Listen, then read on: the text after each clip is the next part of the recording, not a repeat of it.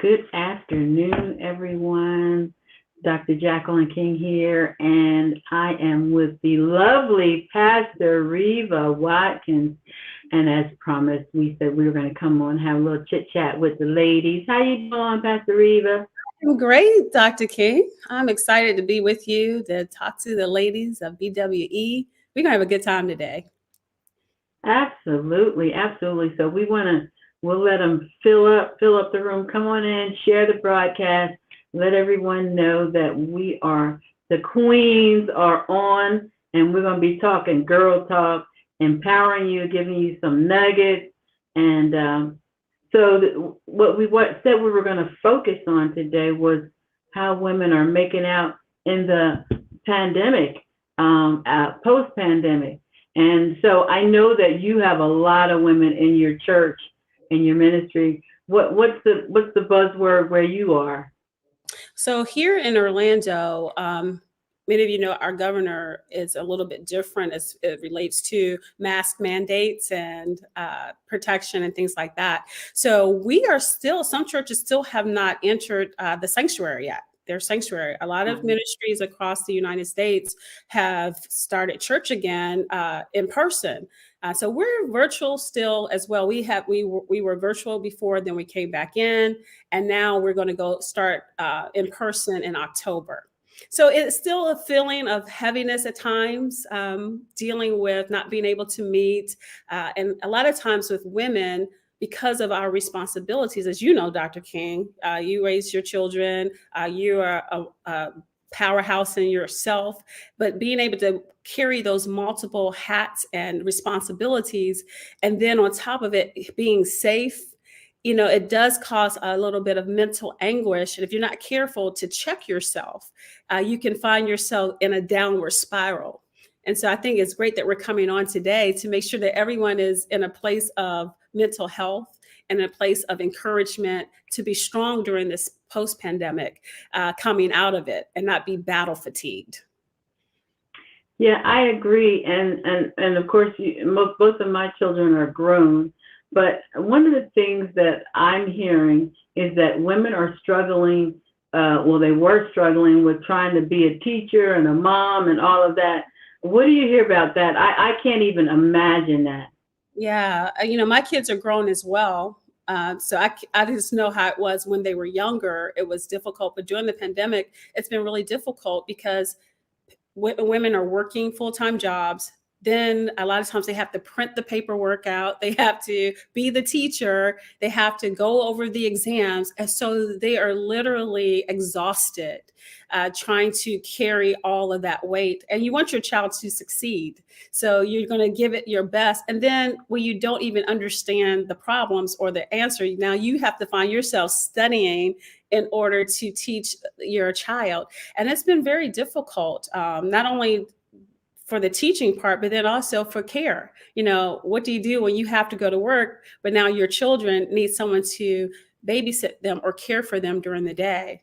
So it's been very stressful for a lot of women, especially single women. Exactly. I was going to mention that, single women, but even in the low income. So I know that my father just retired at 84, believe it or not, and he was a school bus driver. And so one of the things that they did in Guilford County, North Carolina, was, because there was no school, he took the bus and he sat for 8 hours in the low income areas with Wi-Fi on the bus, so that the kids that didn't have Wi-Fi, I know it's pretty interesting, could actually do their homework. I mean, this is in this day and time, it's hard to believe that, the government or whoever hasn't made it where everyone should be able to have Wi-Fi, because that's how they're doing everything now. Do you agree? Yes, I agree. And I think, there are programs, but a lot of times it doesn't cover all the areas and the communities that need them. Oh, that just touched my heart, for your father to do that. That just really touched me. We see that sometimes our children are at a disadvantage in some communities because they don't have the same access. And this pandemic has caused some children who may not live in favorable conditions.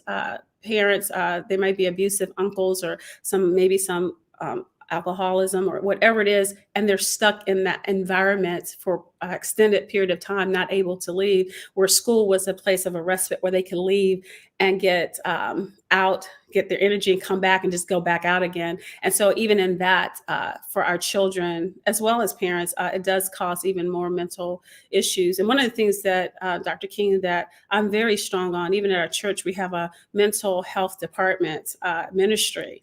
They're actually going to be meeting tonight. And it's just to really make sure that you are okay, because, we can sometimes over spiritualize things.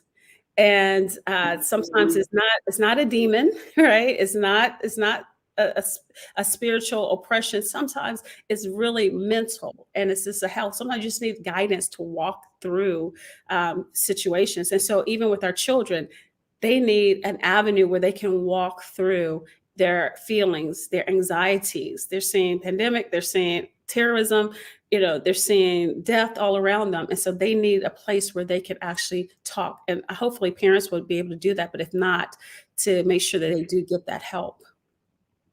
I commend you for that. That's one of the things I was going to bring up, because, we have Dr. Nikisha Hammond, who does mental health moments, and she's been doing that for quite a few years for us. She's amazing, Dr.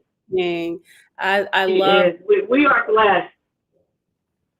We are blessed, but I commend you for having that safe space in your church. That's one of the things that has always bothered me, that, and just like you, I've been in church all my life, and a lot of churches want to, like you say, cast out demons, speak in tongues over it, pray over it.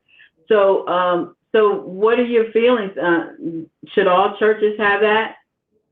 I think everyone needs to stay in their lane, but I would suggest that they do if they are able to, because I can tell you this, Dr. King, counseling is someone that is educated and experienced in that area. If you just put somebody over it and they're just going to tell you what they think you should do, or this is what happened to me, so it could cause more detriment. It could cause more problems than it could help. So I think a ministry would first have to make sure they have qualified people to actually lead the program. But it would really be beneficial. I know many of us have walked through valley seasons in our life. I walked through many valley seasons, and I had emotional trauma.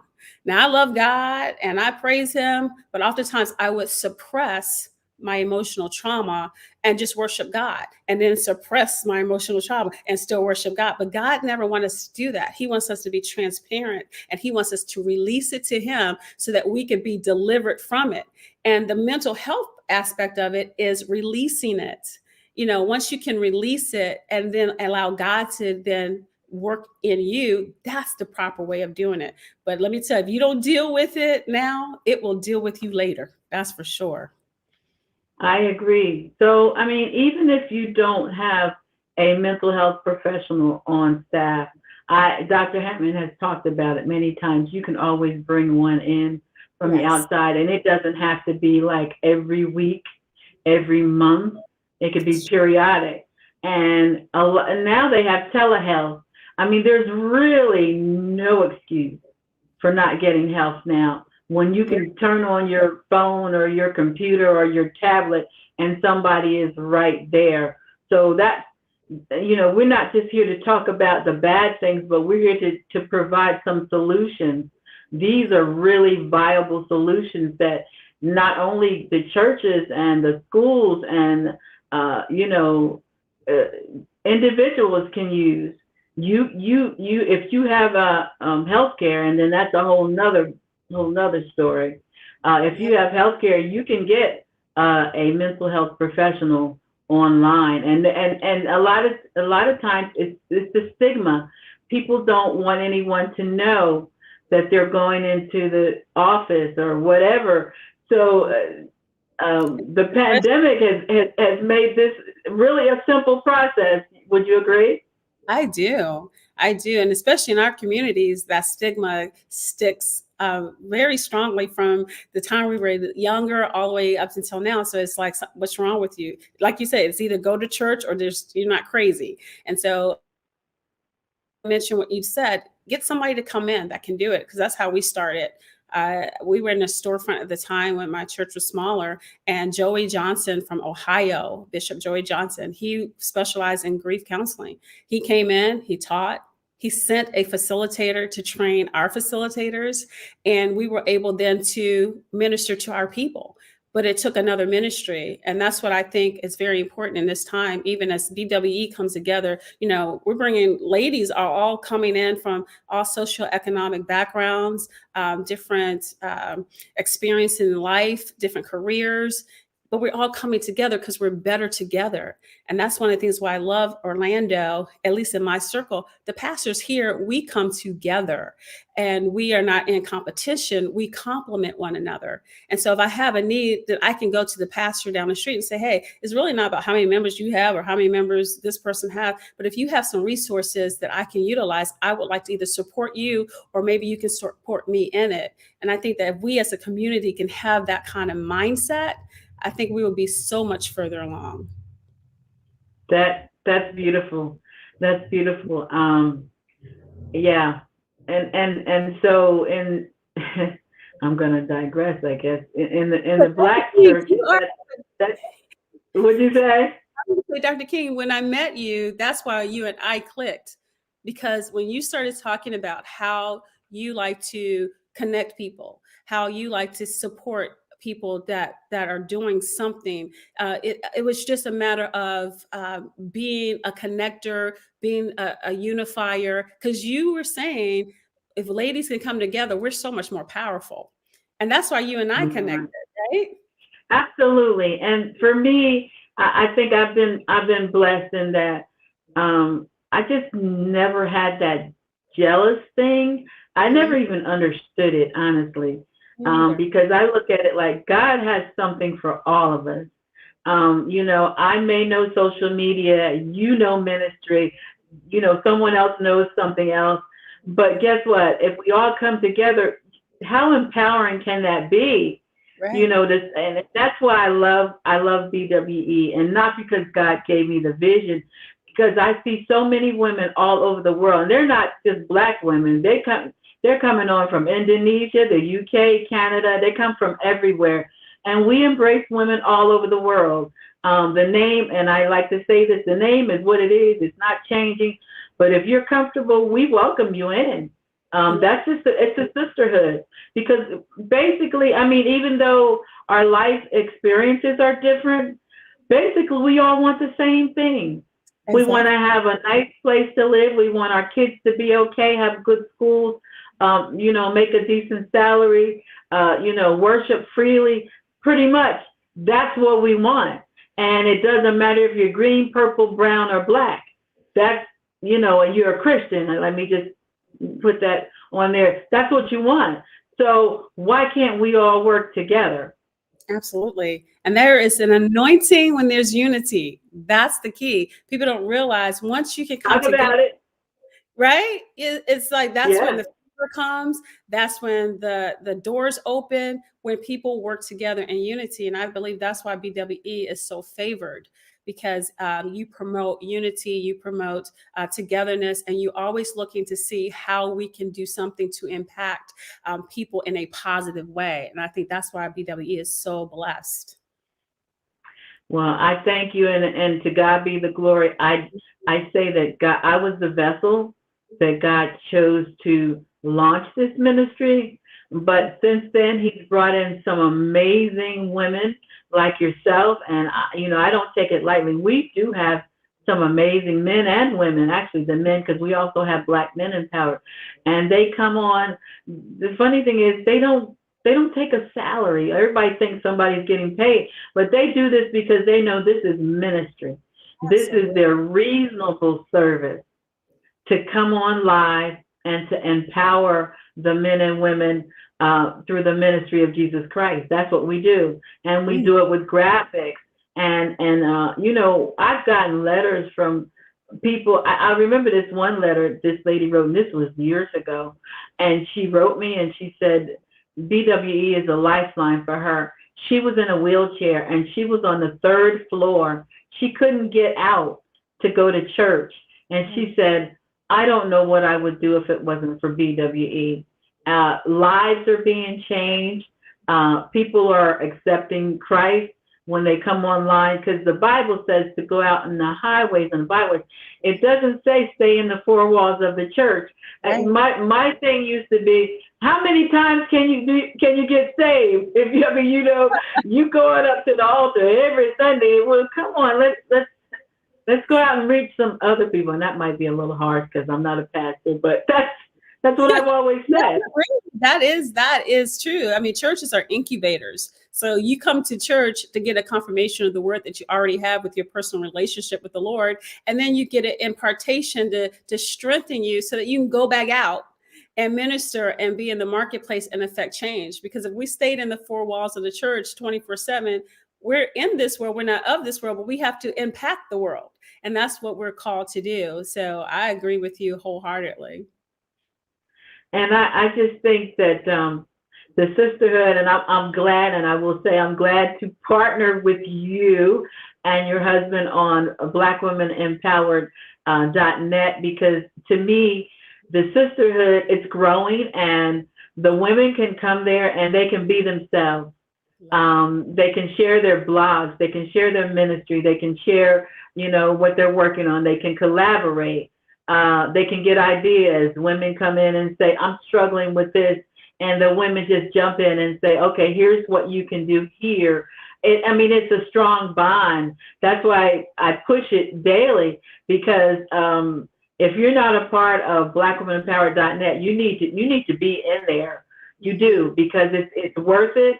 And it's like you can get encouragement every day. That's what, you know, the women inbox me and say, I just feel, some days I feel like I just need something. And so every day you're going to get encouragement, and we're going to support you. And as you support each other, and it's sisterhood is just, to me, it's magical even. Yeah, even that word, when you say sisterhood, it feels safe. Sisterhood feels empowering. And then when you think about sisterhood, you know that someone has your back. And that is what BWE is. I mean, really, it's the way that it's set up, it's growing, but you can feel the strength behind it. And that's why I love it so much. And I think you've created an atmosphere, as you said, for women just to be their authentic self. They can come in as themselves. They can share their talents. They can share their dreams. They can share their desires to grow in business or ministry. And it's a place where they can get impartation from others and input from others. Because, you know, I often say, I can tell you what to do, but I can tell you a lot of things what not to do. You know, I've been in ministry over 25 years, over half of my life, you know, and being a mom of 4 of a special needs son, you know, there are a lot of women at BWE that have this valuable experience that it would take a lifetime to gain yourself, or tons and tons of money to go to school to get that lesson, when someone else can just impart that lesson to you. So I really love that fact. Yeah, and we have some pretty powerful women that are in there that can share business knowledge, you know, just wisdom, you know. So I'm thankful for it. I'm thankful for God giving, you know, Dr. Watkins the vision to birth this, because it's something that's been on my heart. But you know, everything is about timing. Yes. And I never try to move outside of timing, because you know it won't work. It has to be in God's timing. Right. And so I feel like this is it, and we're going into 10 years. November, 10 years with BWE. And honestly, I've been approached many times, but it's like I said, it's about God's timing. And I believe this is now more than ever with the pandemic. We need each other. I was locked in, locked in, but I was in my house for a year, pretty much just me. And can you imagine what that's like? You know, just me. I ain't got nobody to talk to. I mean, I have neighbors and all, but everybody's scared with the pandemic. Nobody's going to visit anybody. Right. And it's going. You know, the pandemic is going back up. People have anxiety. We're losing a lot of our people to Yeah, COVID. we You are. know, that's real. It is real. And, one of the things that I've been walking through, I lost my best friend during COVID. She contracted the Delta virus. She was in the hospital for over 20 days. And in that time of just believing and praying but still grieving that she had to go through that. And then her passing, it has been very difficult. And, and I know people that are watching today, they have possibly know someone, because everyone knows someone, or it may be someone that's Mm-hmm. close to them, a family member. One of our members had lost 6 family members in 4 weeks, close family members, and so that's what we're dealing with in the post pandemic, but still in the pandemic. It's like you said, Dr. King, it cycles. It's going back up, it's going back down. And so it's just a place where we have to have the sense of the wherewithal to say, hey, I know that this is a negative time, so how am I going to respond? It's not how am I going to react to this? How am I going to respond? How am I going to go through this and become better and not bitter? How am I going to come through this and understand that there are lessons that I'm going to be learning through this? So I'm not going to go on an emotional rant. I'm not going to get in a place and spiral down to complete nothing and depression, but I'm going to figure out a way how to maximize my gifts in this season. And then how can I help someone else?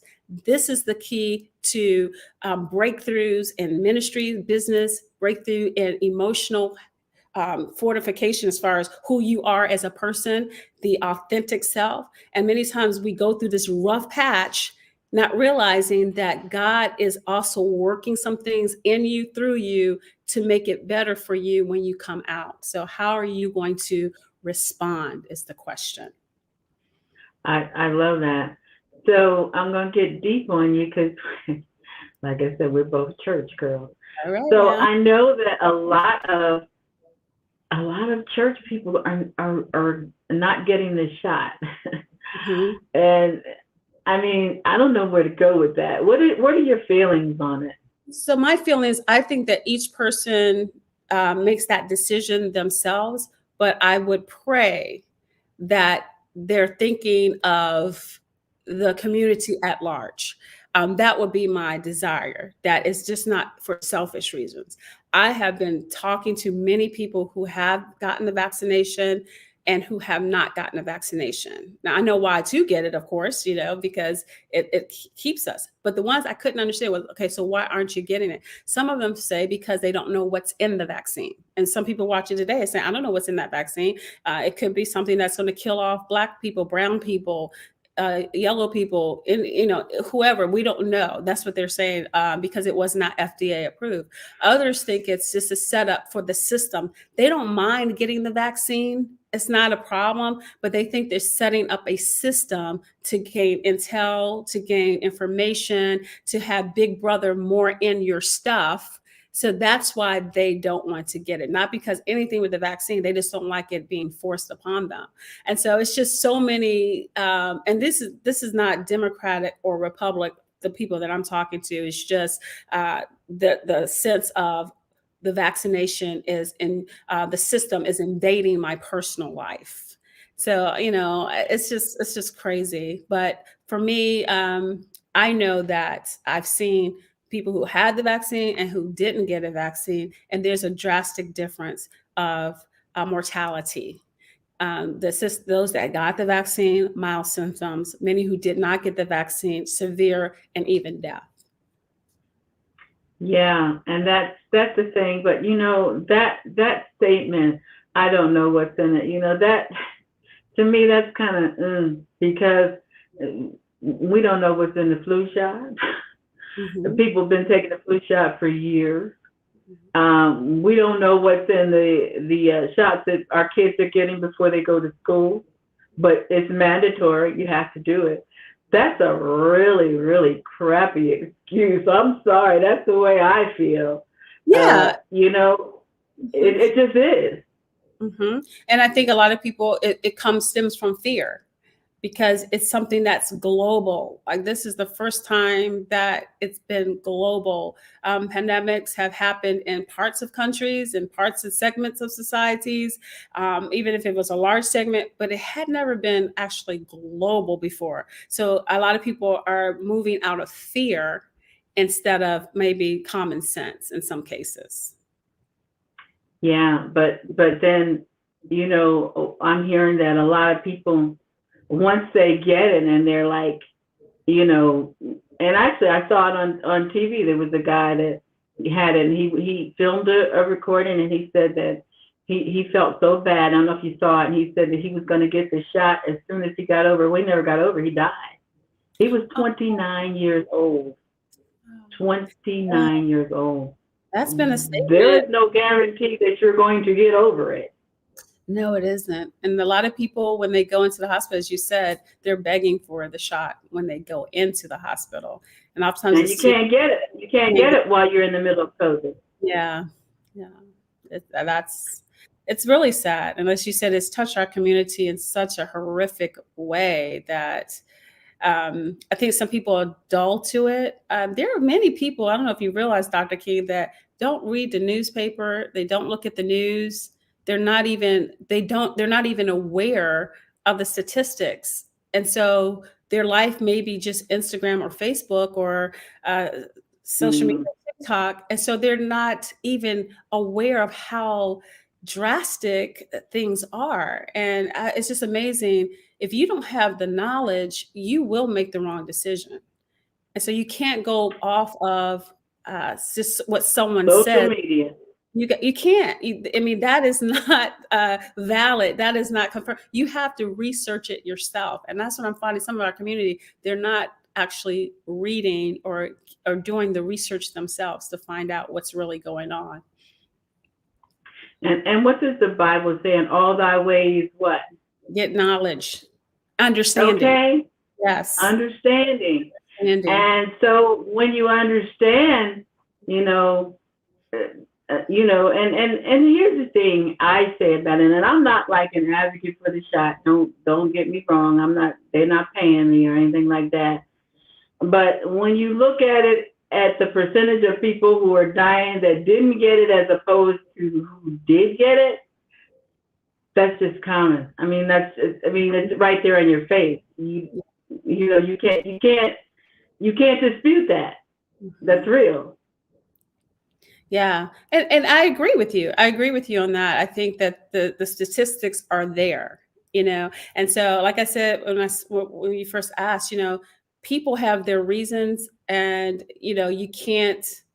Uh, I don't judge everyone's reason why they do what they do, but I can only Right. know what I'm doing and like what's safe for my family and what's safe for our ministry as well. And so we always afford that opportunity for people. I know that you have to be careful because there's some people that we're getting fake shots report to say they got their vaccination. They get I they're know. I heard buying. that. And so it takes faith to get that, and it takes faith not to get it. And so you just have to be in the right, use the wisdom of God and don't operate in fear, but use the wisdom that God has given you. And as you said, some of it is just common sense.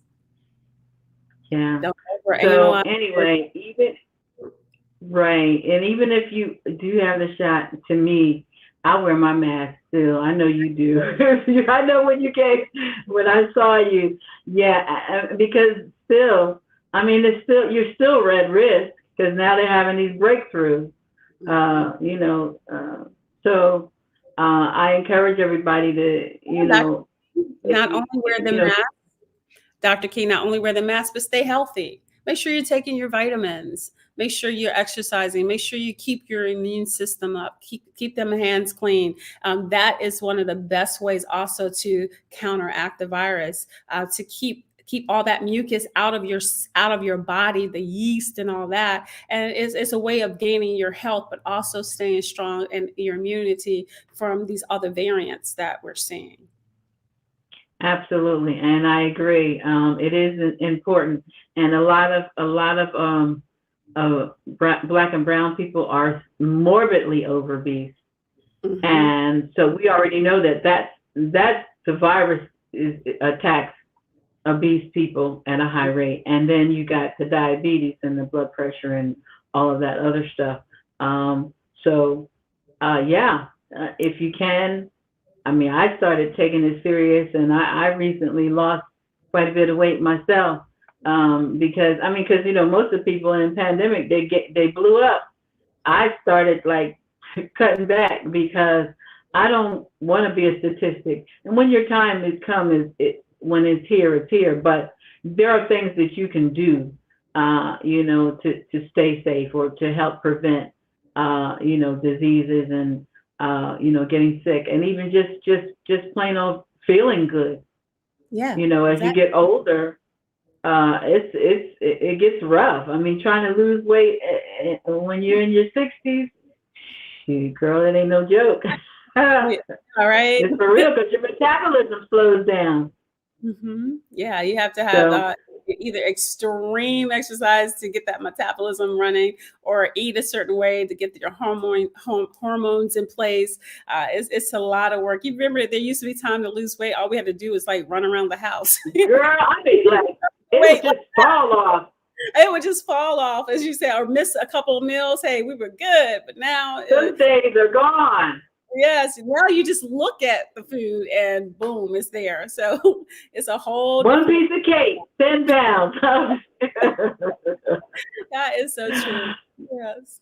But yeah, but we just, I mean, we're here because we care about you, we love you, and we just wanted to share some knowledge, and we really do appreciate all the women because we have some faithful followers. When I tell you, we have people who have been following us since the very beginning. Wonderful. We're blessed. Yeah, Yeah. we are blessed, And it says, and they sow into the ministry, and that's a blessing too. They sow because they know that we help people. We pay people's light bills. We give to food banks. We give clothing. There's a whole bunch that we do. Veterans. So they sow into the ministry. And by the way, let me say, if you want to sow, you can go to blackwomenempowered.org, and you can sow there. You also can submit your prayer request on that page. But anyway, Pastor Riva, I thank you so much for this time. I hope that we have encouraged someone. And again, Queens, go on over to blackwomenempowered.net. We want to meet you over there. Pastor Riva and I are both there. You can inbox us. You can chat with us. I mean we can really touch each other. So it's a good thing. And so we look forward to growing with you, helping you to get to where you want, because we know that there's a purpose. God has a purpose for each and every one of you. Pastor Riva, I love you. I thank you so much. I And love you. thank everyone. Until the next time, be encouraged and know that we love you and there's nothing you can do about it. God bless. God bless.